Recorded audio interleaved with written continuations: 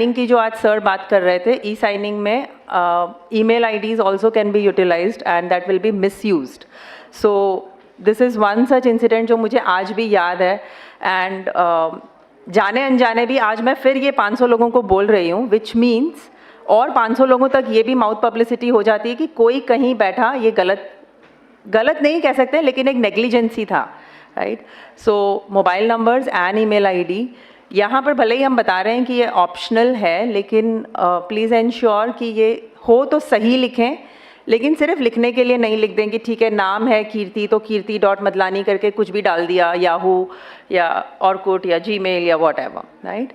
So after that ये email IDs, mobile number and demographic details capture करने के बाद we check for the uniqueness, right. So यहाँ पर ये खास चेक किया जाता है कि ये फिर से मतलब पहले से ऑलरेडी ये सिस्टम में है या नहीं है, right. So that is why we check that. Then coming on to new enrolment and update. So new enrolment के लिए एक इंसान कितनी बार आएगा हमारे पास?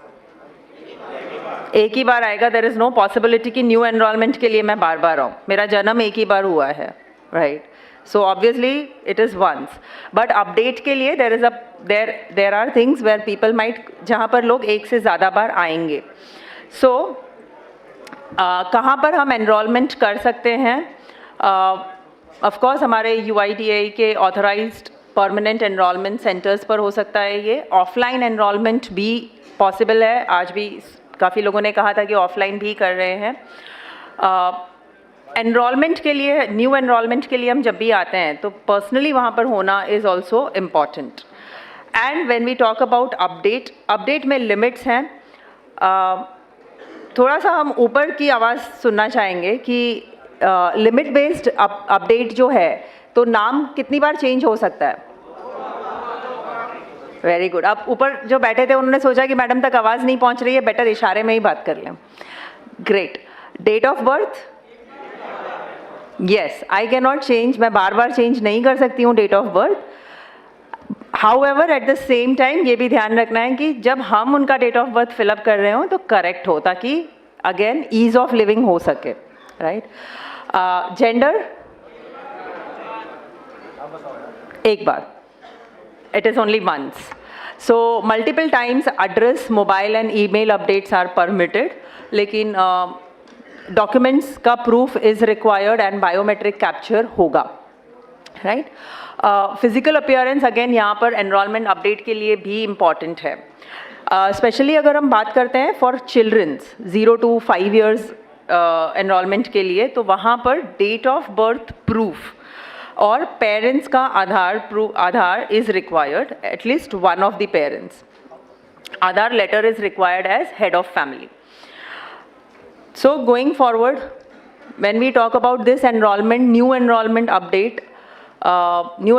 and update, so we have two things. Operator client में we have ECMP and CELC. ECMP है enrollment client multi platform, जहाँ पर new enrollment या update के लिए हम उसे इस्तेमाल करते हैं. Especially demographic, biometric updates and even offline भी ECMP काफ़ी इस्तेमाल हो रहा है. CELC, name itself says it is for child enrollment. Again, it is a software जहाँ पे हम enrollment कर सकते हैं. Mobile and email also can be updated. It is a single finger device. Now, online services पर भी हम ये काफ़ी चीज़ें हैं जो कर सकते हैं. That is nothing but My Aadhaar portal. So अगर मैं सेंटर पर जाकर नहीं करना चाहती हूँ, I can do it online as well. But minor name में some minor changes हैं, date of birth है या gender address, ये updates can be done. So as we say, enrollments and update, तो enrollment किस टाइप का होता है? Enrollment either will be document based, जहाँ पर मेरे पास सभी documents available हैं मेरे, identity, address proof, and if I am giving a address proof of someone else, then I will require a relationship proof that will be HOF based, head of family based, या फिर introducer based, या फिर child enrollment होगा. अगर child enrollment है तो that will be also one separate category. And update type will be demographic updates या फिर biometric updates. Yeah. सब लोग ध्यान दें, आप लोग को एक ये फीडबैक फॉर्म मिला होगा, सबको मिल गया फीडबैक फॉर्म? तो अब इसमें जो भी फील्ड्स हैं, एक ऑपरेटर नेम होगा, ऑपरेटर आईडी होगी, date of training, location, regional office, mobile number, email ID, ये सब फिल करना मैंडेटरी है। ठीक है, ये सारे आपको वो फील्ड्स में फिल करने।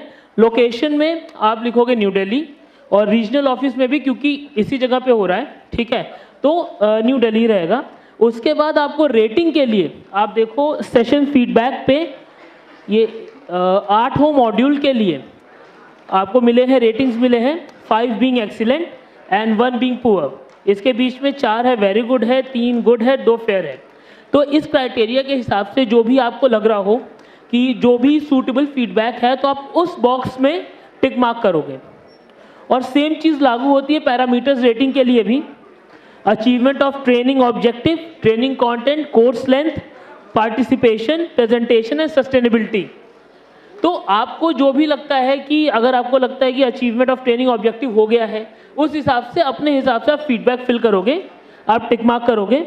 और अगर कोई सजेशन है, कोई क्वेश्चन है, कोई क्वेरी है, तो नीचे बॉक्स दिया हुआ है, आप इस बॉक्स में अपने फीडबैक, सजेशन, क्वेरी जो भी आपके मन में है, जो भी दिमाग में है, आप यहाँ पे उसको लिख सकते हो, नोट डाउन कर सकते हो, जिससे कि बाद में हम ड्यू डिलिजेंस से जो है उसका आंसर या जो भी हो, अगर हमें कुछ इंप्रूवमेंट्स करना अपने ट्रेनिंग मॉड्यूल प्रोग्राम में, तो हम कर सकें।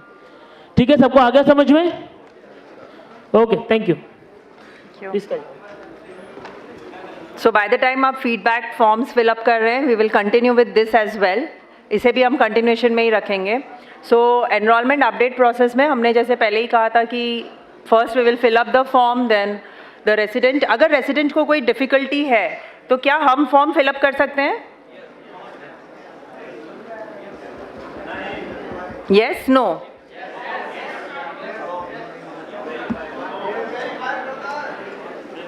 Yes, so the verifier can guide the resident, guide कर सकते हैं, लेकिन बिल्कुल अगर लिखने में वगैरह डिफ़िकल्टी है, then yes we can help.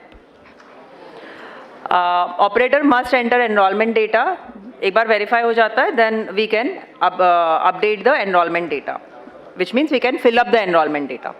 ना डेटा कैप्चर का एक्टिविटी किस प्रोसेस में होगा, this is little important. So operator अपने ID पासवर्ड से लॉगिन करेंगे। एवरी 12 आवर्स GPS सिंक होना है।